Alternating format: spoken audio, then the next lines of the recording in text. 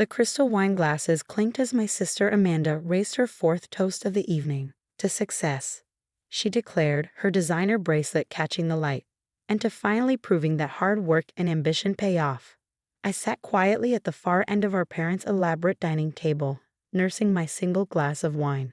The same table where 20 years ago we'd shared simple family dinners before Amanda discovered her calling in the corporate world. "Oh, Emma," she turned to me with that familiar condescending smile. "I almost forgot you were there. Still running that little craft shop downtown?" "Vintage furniture restoration," I corrected softly, though I knew she didn't care about the difference. "And yes, still running it." "Restoration." She laughed, the sound sharp and practiced. "You mean you fix old chairs and tables? Well, I'm out here becoming CEO of Maxwell Industries." Our mother being at Amanda. She'd always been proud of her eldest daughter's corporate climb, each promotion celebrated like a national holiday. "Amanda closed another major acquisition today," she announced to the table.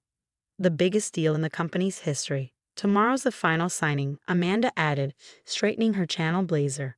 "Once it's done, Maxwell Industries will be the largest furniture manufacturer in the Northeast." The irony wasn't lost on me. While I restored beautiful old pieces by hand, teaching myself the craft through years of patient study, Amanda mass-produced cheap furniture that fell apart within months. "Well," our father raised his glass, "at least one of our daughters understands business." I thought about the folder sitting in my office safe, the one containing documents that would make tomorrow very interesting. But I just smiled and took another sip of wine.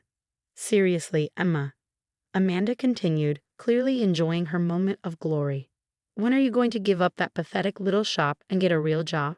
I could find you something entry-level at Maxwell, maybe in the mailroom." Our cousins snickered.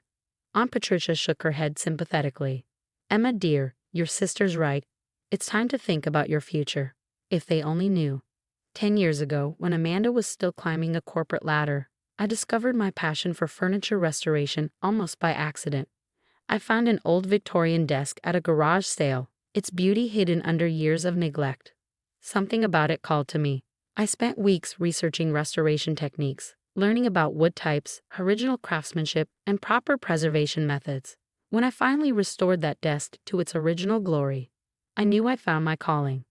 But it wasn't just about restoration. I saw something bigger, a way to preserve history while building a sustainable future.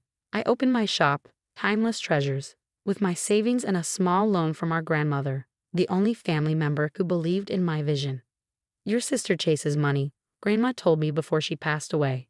"But you, my dear, you chase excellence. Remember that." What my family didn't know, what they never bothered to learn, was that Timeless Treasures was just the public face of my business. Behind the scenes, I'd built a network of artisans, collectors, and investors who shared my vision. We didn't just restore furniture. We preserved historical pieces, advised museums, and quietly acquired struggling furniture companies with potential.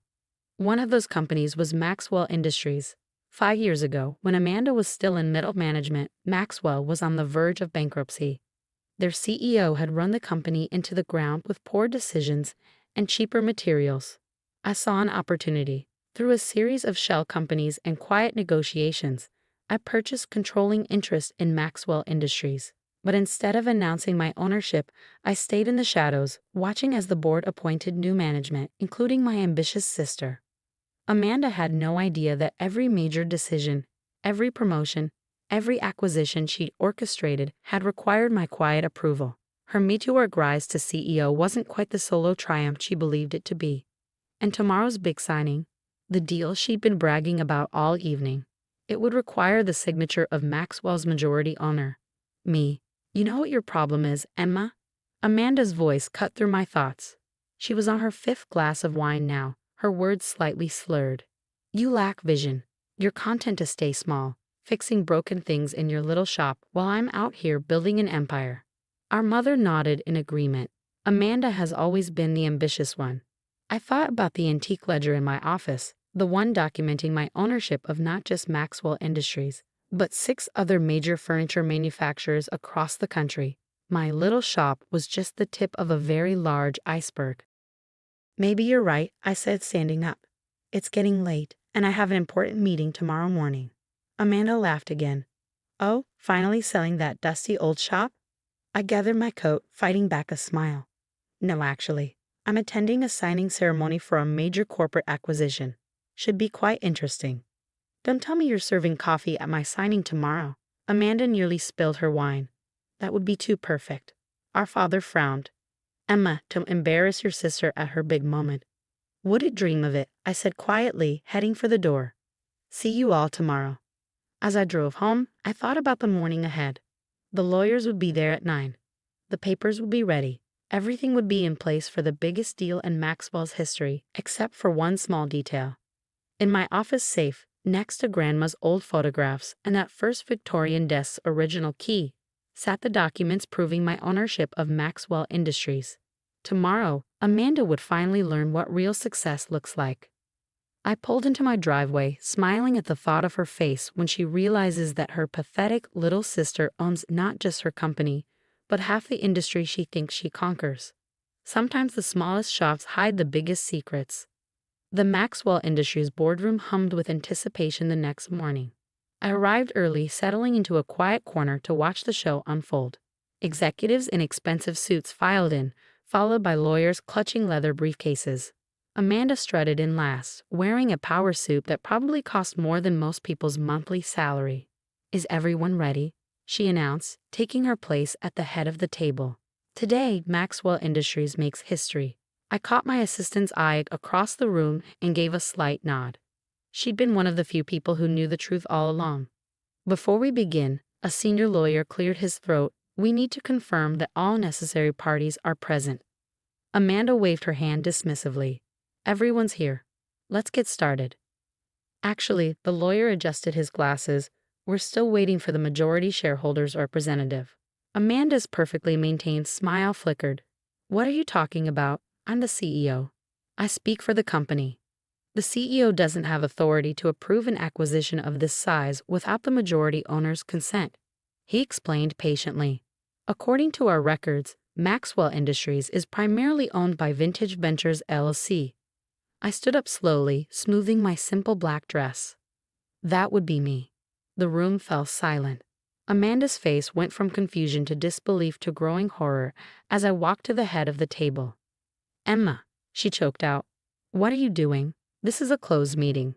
I pulled a folder from my briefcase and slid it across the table. These documents confirm that Vintage Ventures LLC, which I founded 10 years ago, owns 57% of Maxwell Industries shares. The lawyer examined the papers, nodding slowly. Everything appears to be in order. Ms. Emma Bennett is indeed the majority owner of Maxwell Industries. Amanda shot up from her chair. This is ridiculous. She runs a furniture repair shop. She can't possibly. Restoration. I corrected her, just as quietly as I had the night before. And that shop is just one small part of my business empire, one you never bothered to understand. The room started to spin for Amanda. She gripped the table for support. How? When?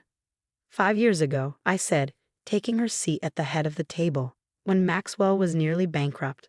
I saw potential in the company, potential that was being wasted by poor management and cheap materials. I opened another folder. I purchased controlling interest through a series of private transactions. The board needed new leadership. You were ambitious, competent enough, and most importantly, too focused on your own success to question where the opportunities came from. Every promotion, Amanda whispered, realization dawning. Every acquisition. Required my approval, yes, I smiled. Though I let you believe they were all your idea. Our parents chose that moment to burst into the room. They'd apparently been waiting in the lobby, expecting to witness Amanda's triumph. What's going on? Our father demanded. Why is Emma disrupting this meeting? The lawyer cleared his throat again. Mr. Bennett, your daughter Emma is the majority owner of Maxwell Industries. Has been for 5 years. Mother actually had to sit down. Father's face went through the same colors as Amanda's had at dinner the night before. While you were all laughing at my pathetic little shop, I continued, I was building something bigger than Maxwell Industries. I own controlling interest in 6 other furniture manufacturers. My restoration business has contracts with museums across the country. That dusty old shop you mocked. It's the public face of a corporation worth over $300 million. Amanda slumped into a chair. Why didn't you tell us? Would you have believed me? I asked simply. You were also convinced I was wasting my life, so certain that success only looks one way. I tried to tell you about my business, but you never listened. You were too busy planning your next power move. I turned to the lawyers. Now, about this acquisition. I've reviewed the terms, and they need revision. The current proposal would lead to factory closures and hundreds of lost jobs. That's not how we do business. But the profit margins, Amanda started to argue, are not more important than people's livelihoods. I cut her off. Quality and sustainability matter more than quick profits. That's something you never understood, Amanda. You chase numbers. I build legacy. I pulled out a new contract. Here's the revised proposal. We acquire the company but maintain all existing factories. We invest in better materials, proper craftsmanship, and employee training. Yes, it cuts into immediate profits, but it builds something that lasts. The lawyers reviewed the new terms while Amanda stared at me like she was seeing a stranger. Maybe she was. The quiet little sister she thought she knew had never really existed. One more thing, I added. Amanda, you're being reassigned. Her head snapped up. You're firing me? No, I'm making you head of our new apprenticeship program.